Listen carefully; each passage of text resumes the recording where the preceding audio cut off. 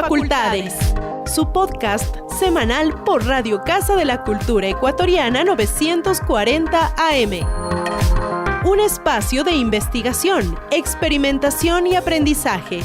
Juntos descubriremos proyectos científicos, comunitarios y artístico-culturales de trascendencia para los ecuatorianos y latinoamericanos. ¿Listos? Descubramos juntos nuestras facultades.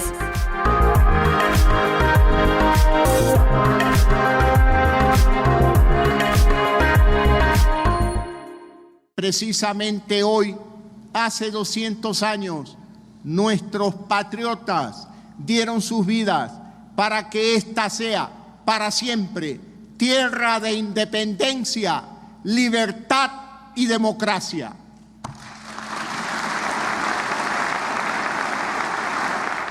Es por ello que hoy no celebramos uno más en una rutina anual de informes. Hoy los invito a pensar en este día como una cita entre el pasado y el presente, una reflexión ante la promesa de ayer, los retos de hoy y las exigencias del futuro. ¿Y cuál es la obra de Lasso en el primer año de gobierno? Y yo les digo, la primera obra de Lasso ha sido salvar la vida de 18 millones de ecuatorianos. Pusimos el nombre del Ecuador en lo más alto del prestigio mundial. Millones de ecuatorianos hoy laboran con una tranquilidad que hace apenas un año era inimaginable. Les da la bienvenida Fabián Freire Jaramillo para juntos aprender sobre nuestras facultades. Hoy continuamos con la segunda parte de nuestro especial sobre el bicentenario de la Batalla de Pichincha, en el que buscamos reflexiones alternativas acerca de la historia del Ecuador, que nos ayuden a comprender nuestro presente como país y sociedad desde la visión de los jóvenes. La versión oficial ya la escuchamos en la introducción de este programa en la voz del presidente Guillermo Lasso, durante su informe a la Nación tras el primer año de gobierno. Tal versión dista mucho del sentir popular que replicó al mensaje presidencial de forma inmediata, con una larga lista de problemas por resolver expuesta por líderes y activistas sociales como Leonidas Issa, presidente de la CONAIE.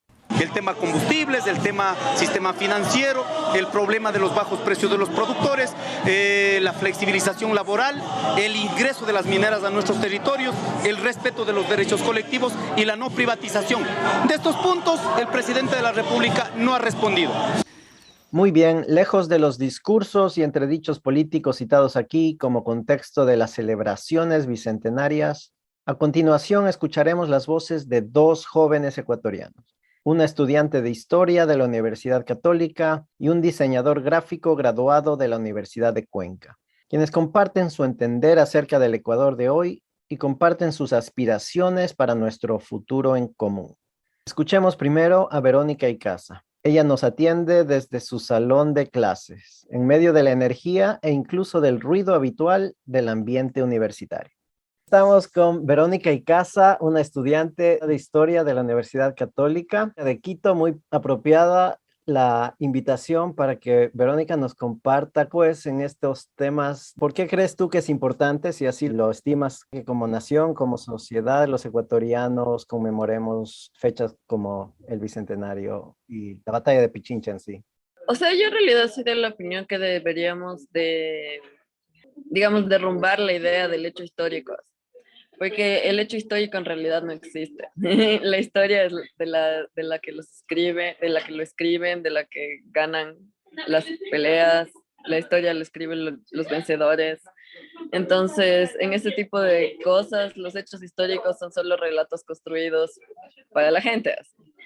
O sea, obviamente en el momento de la batalla del Pichincha fue, o sea, digamos, en esa contemporaneidad en donde los quiteños estaban viendo cómo se desarrollaba la batalla, porque como fue a las faldas del Pichincha, o sea, en Quito tú puedes ver, o sea, ellos podían ver, digamos, la batalla desarrollándose, y en parte eso sí, digamos, eso sí importa para la memoria, pero, o sea, importó para la memoria, digamos, para la gente de esa generación, pero en realidad la publicidad o como la manera en la que se le trata ahora a la batalla del Pichincha en realidad vino del gobierno de Eloy Alfaro a principios del siglo XX, o sea, vino más que nada, fue una publicidad más que nada que vino de los liberales extremistas, como Eloy Alfaro, que querían, digamos, conmemorar, crear un discurso nacional, que eso es lo que hace, o sea, eso pasó en toda Latinoamérica cuando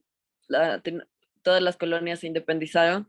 Lo que pasó fue que la élite política seguía siendo la misma, pero necesitaban cambiar el discurso porque el discurso tenía que ser uno más republicano. Entonces, al cambiar el discurso, empezaron a cambiar, digamos, o sea, qué hechos y qué personajes son importantes. Entonces, por eso como le dieron el papel que tuvo a Abdón Calderón. O sea, Abdón Calderón fue un cuencano que era hijo de, no me acuerdo si era un español o si era un hijo de españoles que vivía aquí y de una guayaquileña, así que era una guayaquileña que era de apellido Garaycoa, que los Garaycoa eran muy importantes en Guayaquil, entonces él tenía conexiones en Cuenca y en Guayaquil y él empezó su vida militar muy temprano, a los 17 años se enlistó, porque era común para Bolívar forzar a la gente a que se unan, o sea, era como que no te preguntaban mucho cuál era tu opinión, sino que tenías que ir, pero en cambio Don Calderón sí fue una persona que sí se enlistó y digamos, bueno, esa es como que Don Calderón la persona de carne y huesos, pero fue el gobierno de Eloy Alfaro en realidad el que lo puso como este héroe nacional que había sacrificado su vida y todo por eso, y en realidad es como o sea, es un discurso, así es como cuando tú piensas los ecuatorianos, como que la gente tiene una conciencia de los ecuatorianos, así de que todos somos ecuatorianos, a pesar de que nunca o sea, yo como ecuatoriana, como una persona ecuatoriana, yo no conozco a todos los ecuatorianos, o sea, no puedo conocer a todos los ecuatorianos. Entonces, por lo tanto, no es normal, digamos así, a la manera social, crear una idea colectiva de nación, si no hay una conexión en realidad de colectivos. Entonces, para eso sirven los relatos históricos. Esto es algo que explica un autor que a mí me encanta, que se llama Eric Hobsbawm, el discurso de la invención de la tradición. Entonces, eso fue lo que hicieron básicamente todos los países republicanos. Cogieron aspectos que tenían de la cultura, como la comida, el baile, personajes históricos, como Abdón Calderón, batallas históricas como el 24 o sea, la batalla del Pichincha, porque eso ayuda a crear un poco de estabilidad en la legitimidad del Estado, porque el Estado está tan joven en el siglo XIX, tiene tan poca legitimidad, que tiene que construir la legitimidad por medio de estos mecanismos, digámoslo así.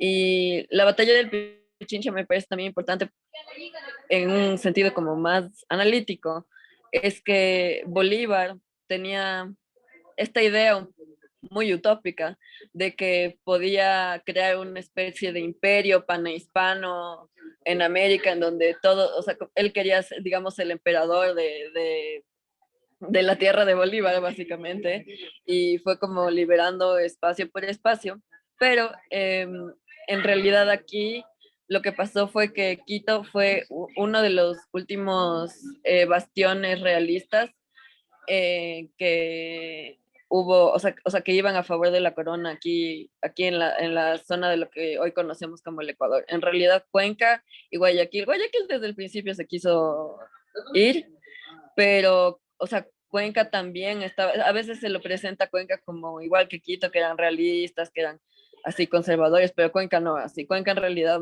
desde muy temprano ya quiso unirse a Guayaquil como a esta alianza que se estaba formando con Bolívar para crear la independencia. Quito en realidad era, digamos, como que la última ficha que votar, entonces fue por eso que básicamente lo que hicieron fue que desde el sur salieron de Cuenca y salieron de Guayaquil, y en el camino entre Guayaquil, Cuenca y Quito se encontraron las tropas y ahí se fueron al Pichincha a pelear. Pero algo muy importante que quiero recalcar es que había muchos miembros de las milicias, porque en realidad eran más como milicias en esa época. Los miembros de estas milicias eran argentinos, colombianos, o sea, gente de toda Sudamérica, y en realidad ese era un mecanismo de poder por parte de Simón Bolívar, porque sabía que si, por ejemplo, los de Buenos Aires no estaban en Buenos Aires, no iban a armar líos, como que no iba a haber la gente para armar líos si los de Buenos Aires no estaban en Buenos Aires, sino peleando en el Pichincha. Esa era como su manera de manejar las insurgencias que había, por lo que él estaba tratando de liberar tanto territorio. En lo que tiene que ver con la independencia y los actores que estuvieron en la independencia, en realidad la corona estaba en un momento ya de crisis para cuando nosotros nos independizamos. No recuerdo cuál en específico el monarca era en esa época, pero el monarca español de esa época fue secuestrado por creo que Napoleón, y todo entró en crisis, porque en un sistema monárquico, si no tienes rey, todo entra en crisis. Entonces, ahí fue como una línea de dominós en donde todo empezó a caer, o sea, como que hasta los españoles ni siquiera sabían qué hacer, o sea, todos estaban en una especie de estado de pánico de qué hacemos. Y ahí las colonias se dieron cuenta que ya no les convenía estar con España, porque España estaba en una posición terrible, económica, política, social, estaba en crisis completa. Entonces, en realidad la élite latinoamericana y la élite colonial fueron los que decidieron que ya no valía la pena estar con el rey, básicamente. Así. Esa es la realidad, no, o sea, como que no el discurso que muchas veces se cuenta, pero en realidad la corona española no tenía ninguna razón importante, así como militar, material, económica, por la cual querer mantener la Real Audiencia de Quito, pero habían perdido tanto territorio y habían perdido tanta legitimidad que en realidad mantener la Audiencia de Quito era algo simbólico, era algo de como tratar de demostrar que la corona no está en pedazos, cosa que estaba. O sea, es como que estaban tratando de demostrar que tenían al menos un poquito de control en alguna de sus colonias. Y básicamente los guayaquileños y los cuencanos, y algunos quiteños también, como digamos, se unieron a este concepto de Bolívar porque les convenía, más que nada. Y bueno, yo me enfoco mucho en Guayaquil, o sea, mis investigaciones son sobre Guayaquil, y Guayaquil siempre, o sea, inclusive en la época de la Gran Colombia, Guayaquil movía la Gran Colombia, la verdad. Habían 3 distritos: Colombia, Venezuela, Ecuador. Venezuela era el centro militar, Colombia era el centro político y Ecuador era el centro económico. ¿Por qué? Por el tributo indígena. Pero y después llegó Bolívar y dijo como que, bueno, vamos a quitar el tributo indígena, todos tienen los mismos derechos, así como, así, o sea, obviamente derechos sería como algo muy contemporáneo que decir, pero digamos, estaba tratando de darles más libertades a la población indígena, porque para los españoles los indígenas eran como niños, digamos, en la legislatura, así, como que no se podían cuidar solos. Así. Entonces, eso, digamos, les quitaba el tributo indígena, y después se dio cuenta que sin el tributo indígena la Gran Colombia no tenía con qué pagar nada. Entonces retiró lo que dijo y volvió a instituir el tributo indígena. Y bueno, creo que eso es lo que puedo explicar sobre derrumbar el concepto del hecho histórico, porque el hecho histórico es construido. Los historiadores del siglo XIX, los historiadores del principio del siglo XX, construían hechos históricos que legitimizaban al Estado, así. Pero ahora la idea de ser historiador es en realidad cuestionar al hecho histórico y decir, eso, o sea, todo lo que dijeron era verdad o, o cómo. O sea, a mí me gusta mucho porque es como ser un detective, así. Es como seguirle el rastro de las cosas. Por ejemplo, ¿quién es Abdón Calderón? Te tienes que ir a buscar en los archivos. Ve a buscar en los archivos quién eran los papás, cuál era su oficio, en qué colegio estuvo. O sea, la evidencia documental de que eso pasó. O sea, si tú no tienes documentación histórica, no tienes, o sea, no estás diciendo nada, así, porque tienes que hablar con fundamentos. Por ejemplo, los shiris y toda esta idea de que los shiris son pobladores de Quito, así. Eso es algo que no tiene nada de soporte arqueológico ni documental. O sea, obviamente en esa época no había documentos, pero no hay ningún tipo de registro de eso, sino que más bien fue una construcción republicana de González Suárez, del padre González Suárez.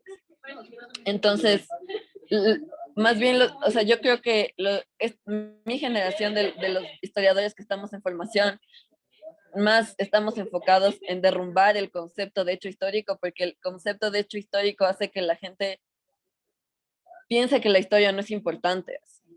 Es como que sí, la batalla del Pichincha el 24 de mayo. Así. Y lo primero que te dicen cuando eres historiador es, de ley eres muy bueno con las fechas. Así. Y es, sí, soy buena con las fechas, pero es que las fechas no tienen nada que ver. Puede haber pasado en abril, puede haber pasado en noviembre, puede pasar cuando sea. Así. La fecha no importa, lo que importa es el proceso histórico, el proceso social. Así. Ahora no se habla de hechos, se habla de procesos. Qué fascinante intervención y has tocado, y para muchos me imagino, incendiado muchas narrativas, muchas fantasías de las que en verdad nos aferramos para construir nuestra identidad. Precisamente tú tocas este tema de Abdón Calderón, me imagino para esta generación y para muchos ya dejó de ser esa figura heroica de los libros del Terruño y otros que lo pintaban como el héroe niño. Para quienes todavía creen en él, pues debemos decirles que Papá Noel no existe, pero apreciamos mucho esta visión donde se debe hacer el estudio más profundamente que solo para tener el día libre por el feriado y festejar, sino que debemos ir a los hechos, a las anécdotas, a los recortes de prensa si es que existiesen, a la evidencia, en otras palabras. Entonces se aprecia mucho eso e incluso nos has traído a colación también que los hechos se vinieron dando de una manera muy compleja, como generalmente es los procesos que tú nos describes y subrayas. No es que Latinoamérica un día de la noche a la mañana, 300 años en este lapso de tiempo después de la colonia aproximadamente, se levantó y decidió independizarse o luchar por su libertad. Más bien lo que tú nos describes es el tambaleo del régimen monárquico desde España, donde estos regímenes están colapsando y los criollos de Latinoamérica pues empiezan a pujar por quién controla estos senderos, ¿no?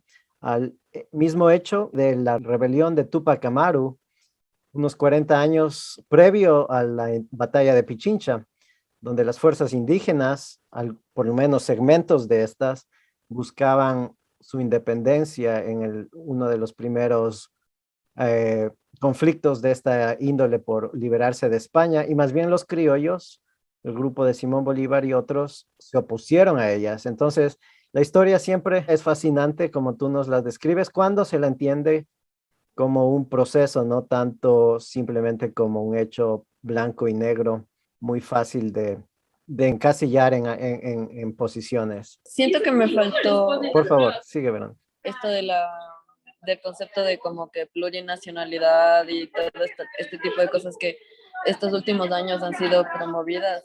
Bueno, ese es un concepto muy moderno y de nuevo es un concepto que es una herramienta política, específicamente por el correísmo.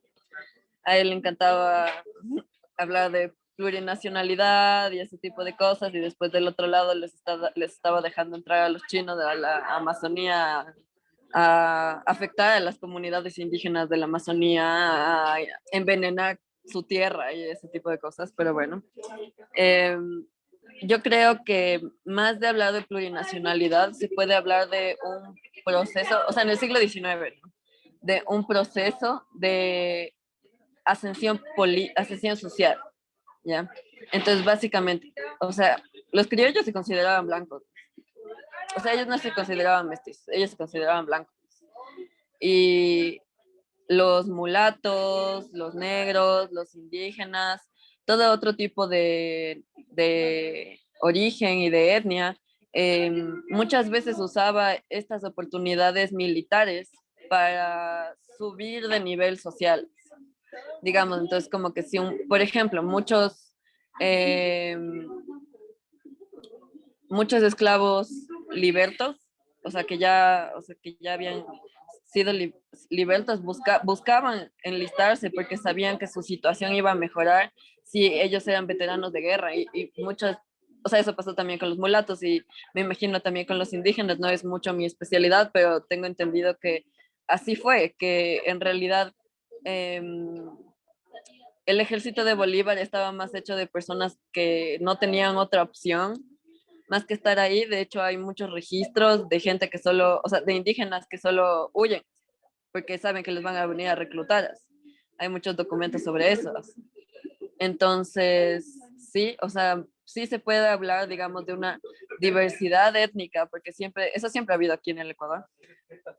Pero no era que, digamos, como que este discurso de plurinacionalidad que quería montar Rafael Correa, que era como, o sea, somos un país con tanta, o sea, que somos una sola patria, pero con varias nacionalidades y con varias identidades. Y eso es contradictorio en realidad al concepto de patria, ¿sí? Como que un poco el concepto de plurinacionalidad, así, como que porque sí es verdad que somos un montón de naciones en nosotras mismas, pero eso contradice todo lo que han tratado de decir el resto de como que políticos de todo este tiempo. Siempre se ha querido decir de un Ecuador. En realidad recién cuando piensas en rol 2 puedes empezar a medio pensar en un Ecuador que integra algo que no sea la Sierra y Guayaquil. Porque por el discurso del rol 2 en donde habla en quichua y dice es un Ecuador amazónico, cosas así. Recién en el siglo XX se empezó a pensar en el Ecuador como que considerando más a las otras nacionalidades, pero creo que de nuevo yo me acuerdo del video en donde el Roldán les empieza a decir su discurso en quichua. Todos tenían una cara de confusión extrema y nadie le entendía. Porque la élite político-burocrática no es la misma que está tratando de fomentar. O sea, no es lo mismo hablar de plurinacionalidad, tú siendo parte de una nacionalidad, por ejemplo, una nacionalidad amazónica, y otra cosa es estar en una posición de poder y hablar de plurinacionalidad. Son cosas completamente distintas. Y, o sea, la realidad, así como siempre, el discurso es muy diferente a la realidad.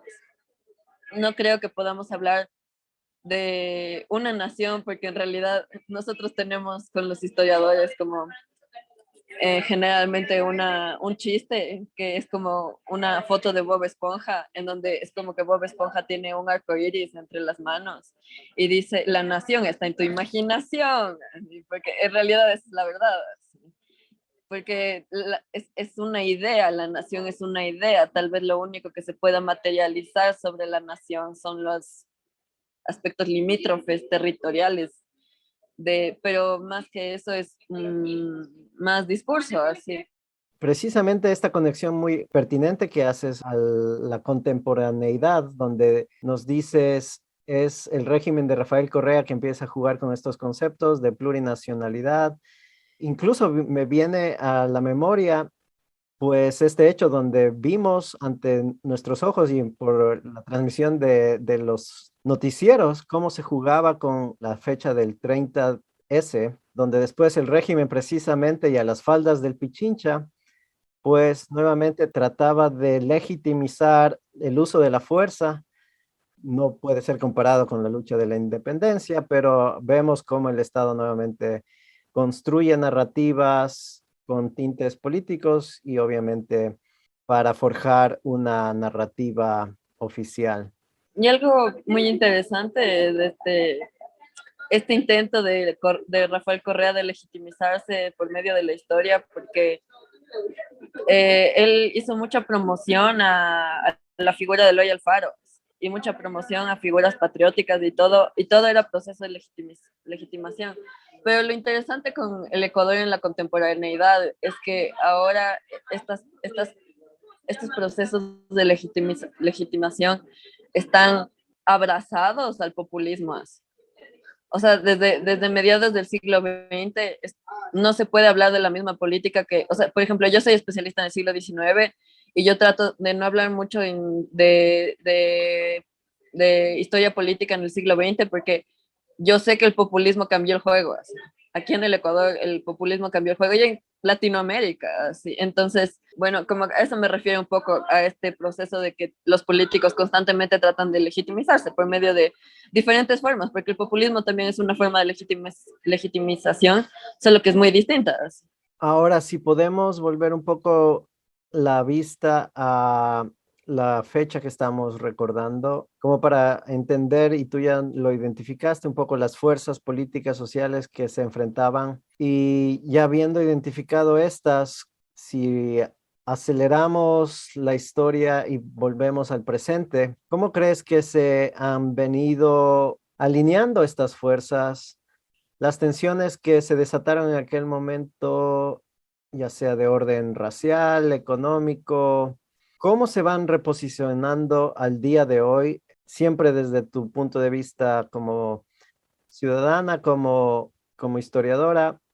¿Cómo le dieras una calificación a este proyecto nacionalista, si se lo puede llamar así, en este proyecto plurinacional, siempre en esta aspiración de mejorar la democracia, de hacer sociedades más equitativas? ¿Cómo calificas al Ecuador de hoy? Creo que, como mencioné antes, el populismo cambió el juego de la política y hizo que vengan muchos actores que en el siglo XIX tú no podrías ver. En el siglo XIX a veces parece que se están lanzando la pelotita, es como que un presidente serrano, presidente costeño, presidente serrano, presidente costeño, presidente serrano, presidente costeño, así.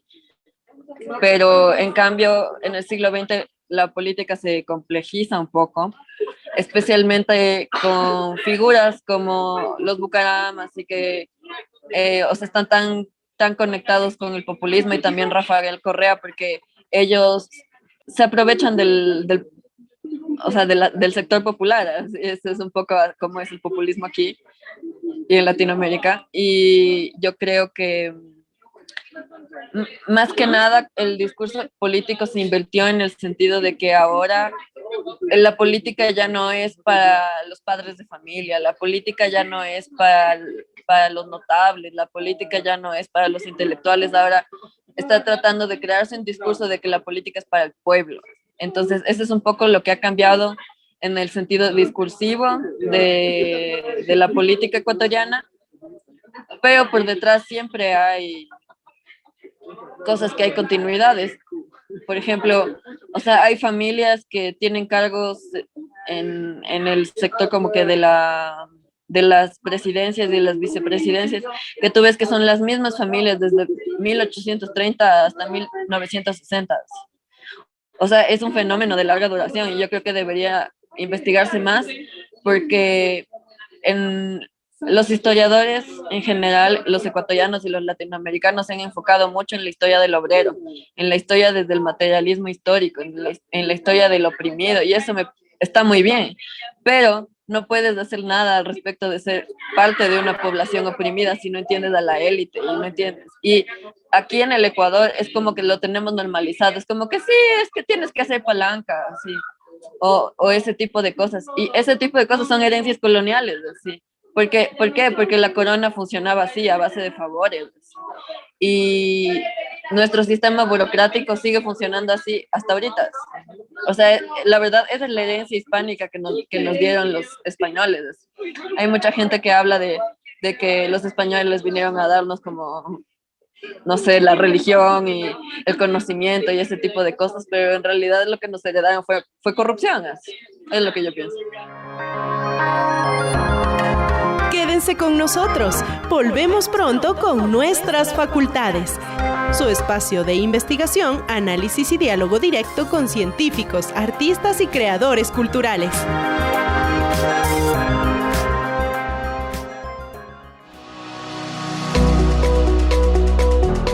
Encuentra toda la información de la Casa de las Culturas en un solo clic. Conoce la gestión que se realiza en la Casa de las Culturas. Visita nuestra página de Facebook e interactúa con nosotros en @Casa de las Culturas EC.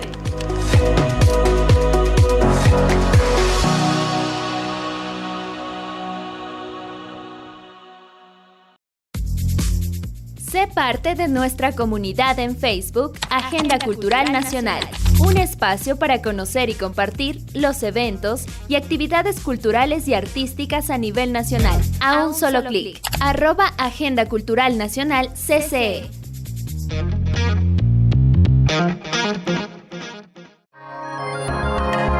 ¿Listos? Continuemos explorando, experimentando y aprendiendo acerca de nuestras facultades.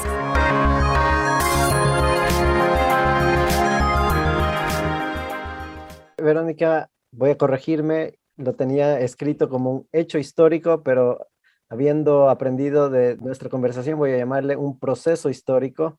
¿Qué lecciones rescatas tú del proceso histórico que no ha llegado a culminación? Pues seguimos perfeccionando la democracia en nuestro país, pero al ganar la independencia hace unos 200 años y al conmemorar la batalla de Pichincha, a nivel personal y a nivel macro como país, como región Latinoamérica, ¿qué reflexiones rescatas y aspiraciones incluso para nuestro futuro?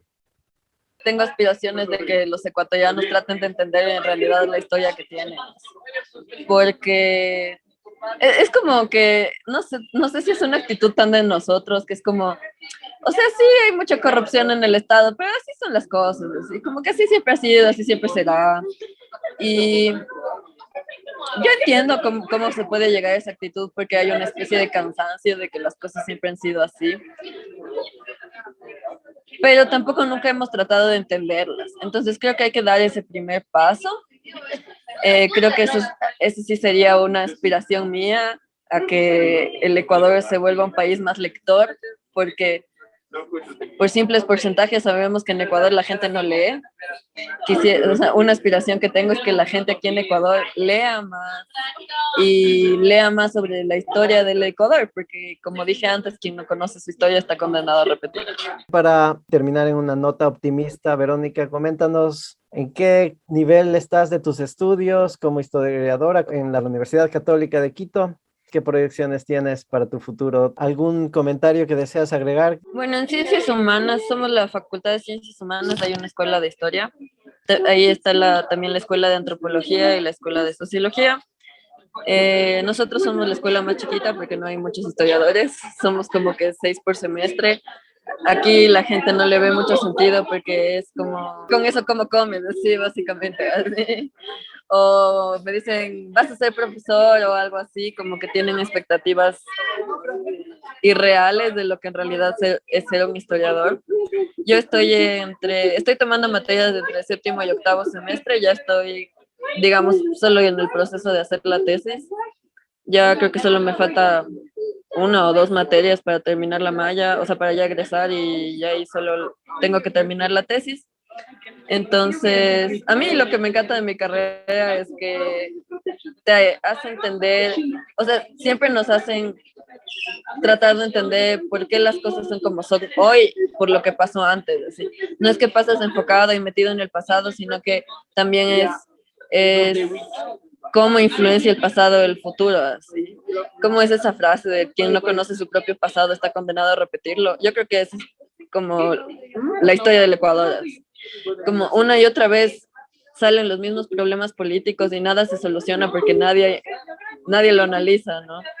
Entonces yo creo que la historia en realidad debería dejar de ser vista como fechas y debería ser vista como,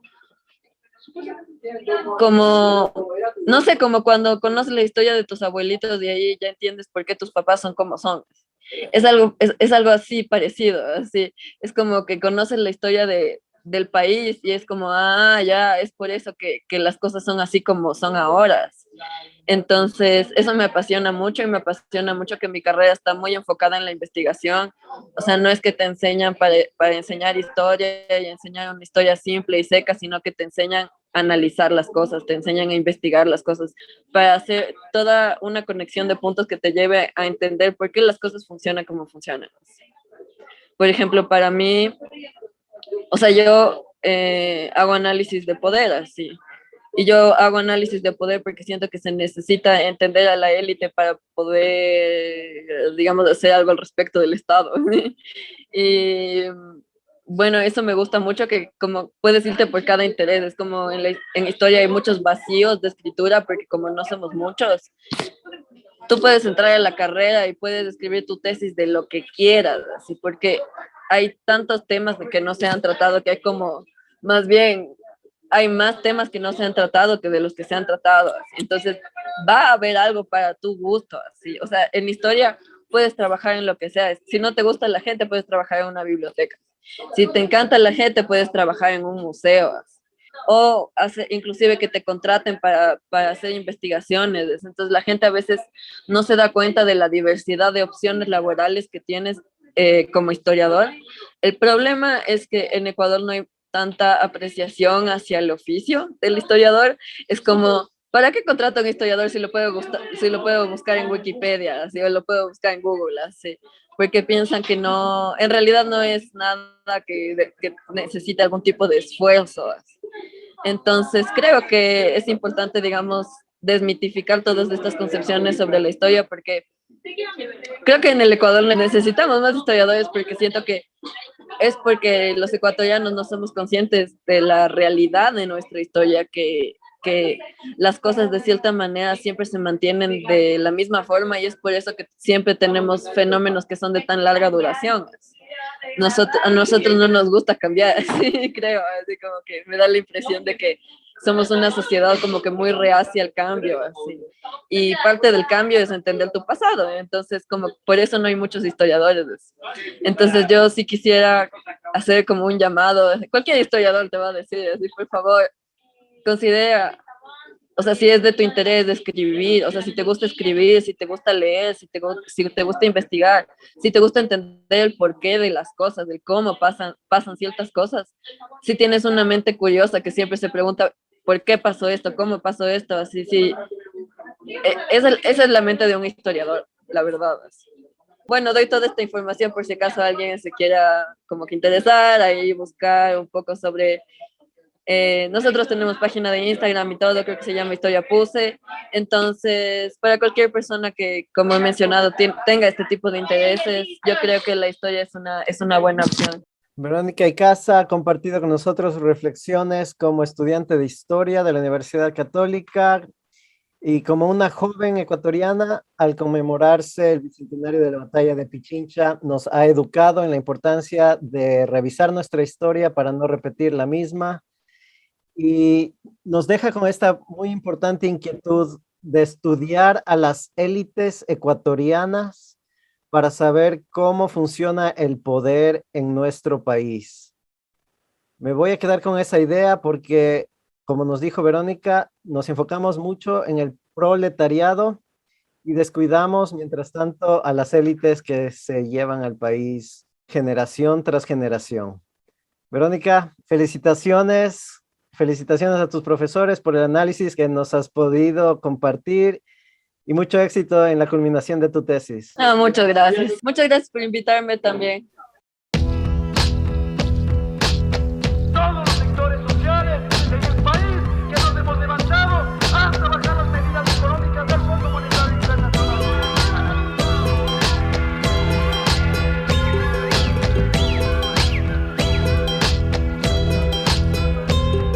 Sukmakilla, Suksungulya, Sukyugaya, Runa Kuna Kaspaka, Kanakanchi, carajo. Los medios le ponen ponen ajo, sazonan la información, preparando puro racismo para toda la nación que no cacha y macha alicha, nalicha, yapacha, ashacha, shinaya, ñukanchicha, takuna y mashash vidanga, boom, falla. Estamos preparados para la batalla. Maldad, crueldad, realidad, falsedad no detienen esta lucha por la libertad. Falla, que la guerra estalla. Estamos preparados para la batalla. Somos los hijos de los que murieron en manos de los pistoleros del imperio. Falla, que la guerra estalla. Estamos preparados para la batalla. Somos los hijos de los que murieron en manos de los pistoleros del imperio. Nunca de rodillas, ese espíritu nos tiene que acompañar de nuestros taitas y mamas. Kunanga, runakuna, tukuya, hatari, kapari, makipura, rispa, usasumi, aliyu, yaita, tukya, chishuni, mata, shina, grishun, kaika, yakimari, yakiman, yakurkanchi, shuk, yashina, kanchi, shuk, yuyaya, shuk, shumuya, shuk, maki, yorkumanda, shamus, kanchi, misuyu, yaita, urmachispa, katishumi. Urgencia, milicia cultural, estrategia cosmopolítica, comunitaria originaria. Nuestra trinchera siempre será en la yacta. Quitémosle el poder a las sanguijuelas. 500 años en esta resistencia. En paro se quedó mi corazón por ver a mi pueblo como carne de cañón. Boom, boom, boom, boom. Acabamos de escuchar un extracto del tema de protesta social llamado Rikchari, Despierta, interpretado por múltiples voces en una verdadera minga artística, después del levantamiento indígena y social de octubre del 2019. Por fin, y de acuerdo a lo prometido, ahora tenemos el gusto de escuchar a Kevin Vivar. Él es un diseñador gráfico graduado de la Universidad de Cuenca.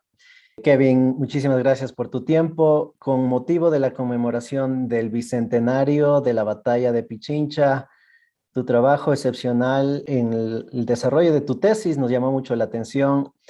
Tú elaboraste un cómic, un diseño gráfico de alta calidad, se llama Saga Sucre, disponible en el repositorio de la Universidad de Cuenca.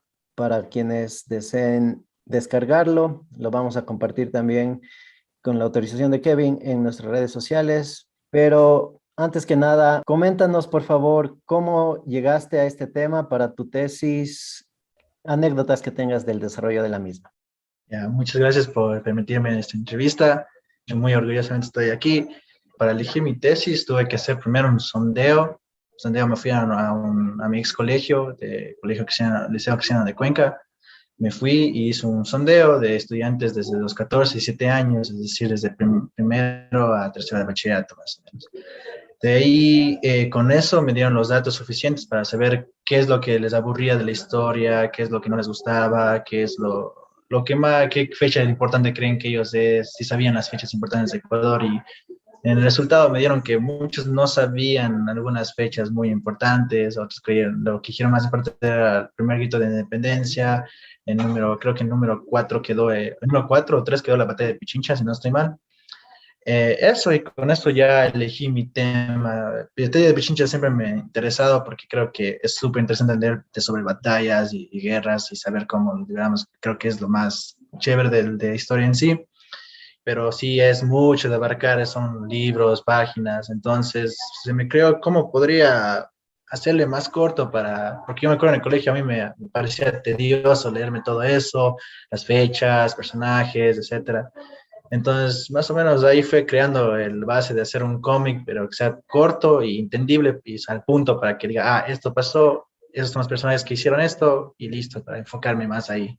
Definitivamente, como personas visuales, ayudas como la que tú nos compartes en tu cómic, pues sin duda hacen más digerible los temas densos y sobre todo tan serios como pueden ser este tema de la independencia de nuestra república, de la nación. Pero cuéntanos, ¿qué fue lo que más disfrutaste al elaborar tu tesis y el cómic que la acompaña? Y a su inverso, ¿qué fue lo que menos disfrutaste? ¿Qué obstáculos pudiste haber afrontado? Creo que lo que más disfruté en sí, hacer el cómic en sí, creo que fue aprender de la historia, porque tuve que hacer mucha información, retroalimentación para entender cómo pasó, porque en sí, el 24 de mayo de 1822 fue literalmente cuando los liberamos de los realistas, es decir, los españoles. No fue el primer grito de independencia. Ahí concluyó técnicamente en la batalla de Pichincha la liberación. Ahí le quitamos a todos los realistas que estén fuera de nuestra nación. Y eso creo que fue lo más interesante, dibujar, tener la idea, crear los superpoderes de General Sucre y sus compañerismo y sus traumas y todo eso, la historia en sí. Y creo que lo más difícil para mí capaz fue el guión, en sí escribir. Yo no soy el mejor escritor y tampoco soy guionista, sí me gustaría aprender mucho de ello. Y eso creo que fue lo más duro de todo el proceso de la tesis, tratar de ser un paso simple y que haya una prosa y que se pueda leer con tranquilidad. Coméntanos un poquito de la investigación ahora sobre el personaje alrededor de quien se basa este diseño, que es Antonio José de Sucre, un prócer de la patria. ¿Qué te fascinó de él? Si es que hubo algo en ese sentido, porque se sabe que es el héroe que nos ayudó a independizarnos, pero no tanto sobre su personalidad. Háblanos un poco de ese aspecto que tú pudiste investigar. En sí, hijo Antonio José de Sucre comenzó toda su campaña desde el sur para subir al norte, para poder conseguir a la gente. En sí hay cartas de que él escribe, de Simón Bolívar, que escribía la personalidad de Sucre porque iba a ser su heredero en sí, si no lo hubieran asesinado. Supuestamente en las cartas dice que fue un hombre atento, calmado, pensante, en situación de guerra siempre fue respetuoso en sí también, que siempre tenía un aprecio y muy cariñoso a Bolívar y siempre le respetaba en sí con todos sus compañeros, y fue un buen general, ascendió desde muy pronta edad a ser lo que fue. Yo en sí decidí el rumbo de contar cómo nació el héroe, porque es algo interesante al comienzo, y yo le tomé para comenzar la historia contando quién es el personaje, qué logros ha hecho en su vida, qué le pasó, así como puede ver que a los 7 años su mamá falleció, y eso sí es verdad. Bueno, está contado en los libros que mamá falleció, su tío les acogió, y sí entró al instituto donde fue entrenado, pero ahí le di un cambio, que entró y justo había un programa Albidión, y se centró en este mundo donde sus compañeros morían, estudiaban geografía, todo eso. O sea, es para que se haga, creo que interesante, y como que, ¿qué pasa de nuevo? ¿Qué estudió? Yo le tomé este camino porque me interesaba, o sea, sí te llama la atención que fue nuestro general que los liberó, pero ¿qué más hay detrás de su historia? ¿Por qué lo haría? ¿Por qué lo hizo? Entonces, en sí, sus hermanos murieron en esos cambios, pero le di un poco de cambio porque hay un poco más de suspenso y drama, y para que crezca el personaje. Sí, supuestamente fue un personaje calmado, respetado y muy atento, porque fue así. Entonces, su historia, su infancia le da esa personalidad al futuro. Coméntanos, como un diseñador, cómo fue el proceso de seleccionar estéticamente las distintas variables de tu composición, cómo arribaste a la selección de colores, la tipografía, en términos estéticos, por favor. La cromática me en los uniformes de los patriotas y de los realizacionistas, colores planos, simples, nada de sombra, que llegue directo al punto, y con ello se hace todo un proceso de boceteo de cómo iba a ir las escenas, diferentes planos. Los que sabrán de diseño gráfico van a saber lo que es el plano. También en cine hay diferentes ángulos de cámara que van a tomar los cómics.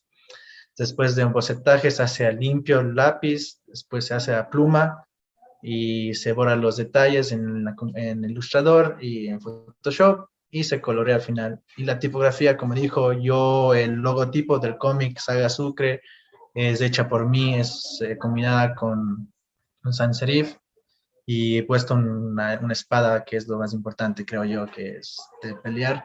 Y en tipografía elegí una tipografía de unos cómics básicos. En la antigüedad no era con digital, ellos escribían a mano totalmente. Y con ello se elaboró el cómic y se eligió el material y todo para poder publicarlo. Y así se nació este cómic que creé y elaboré. ¿Pudiste compartir tu cómic con los estudiantes a los que entrevistaste al inicio para tener la idea de este estudio? Cuéntanos qué conclusiones llegaste y cuál fue el resultado de tu investigación.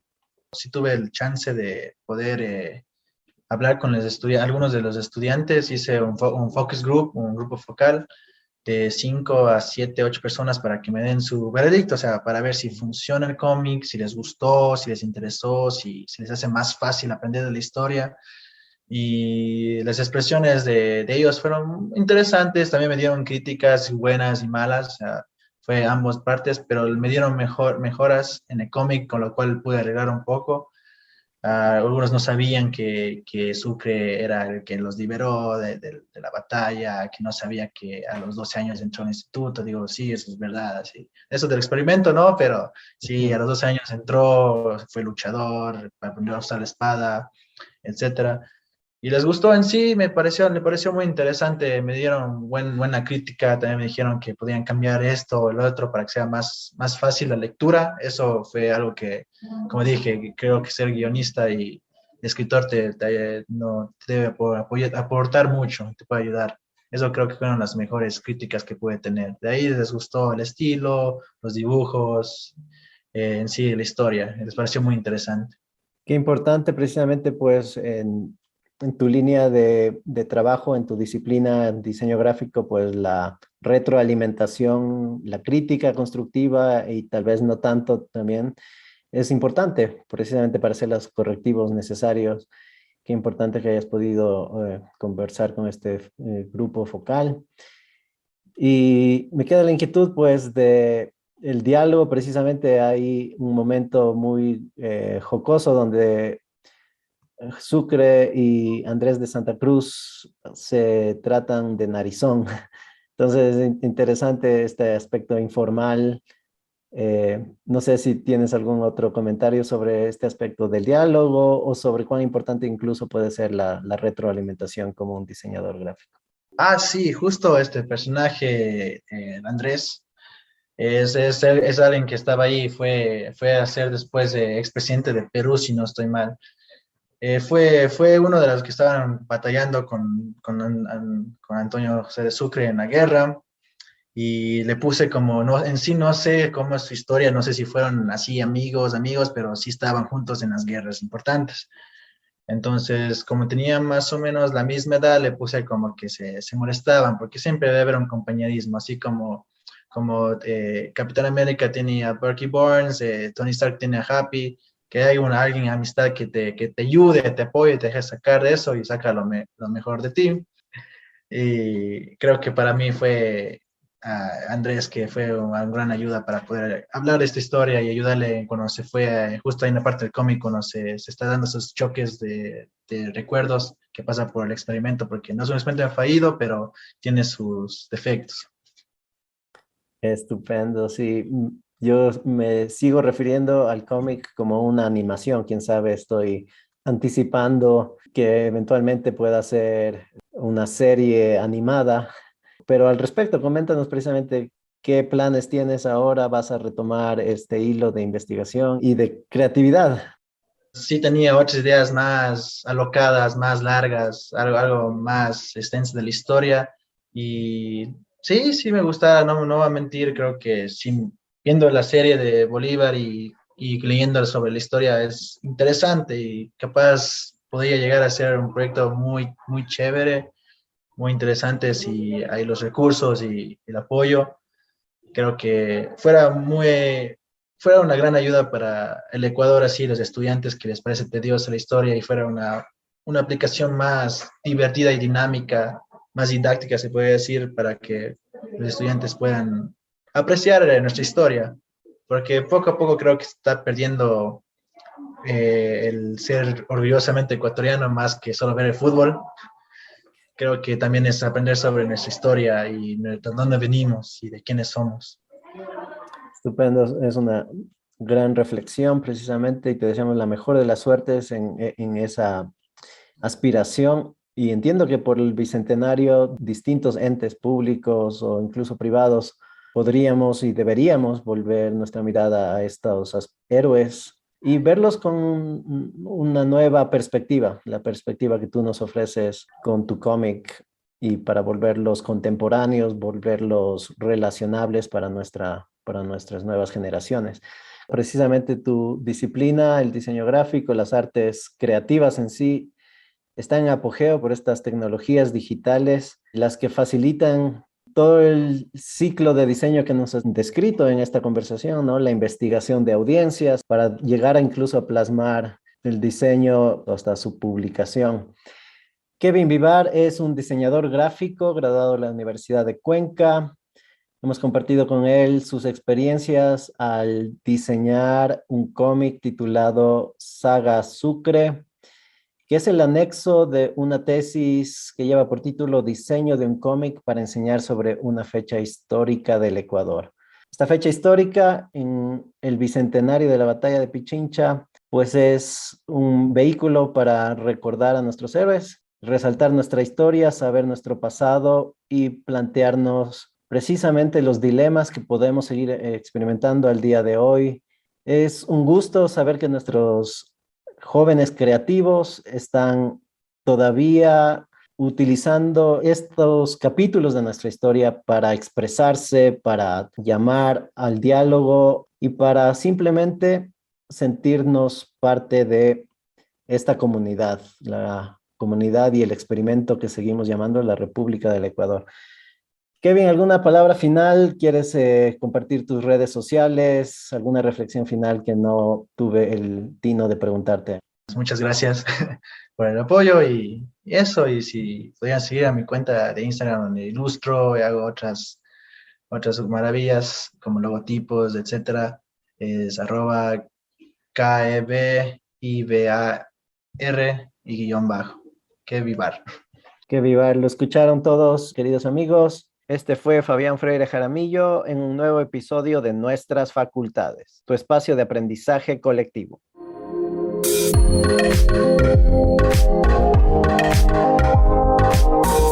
Esto fue Nuestras Facultades, su podcast semanal en diálogo directo con los gestores de nuestro conocimiento.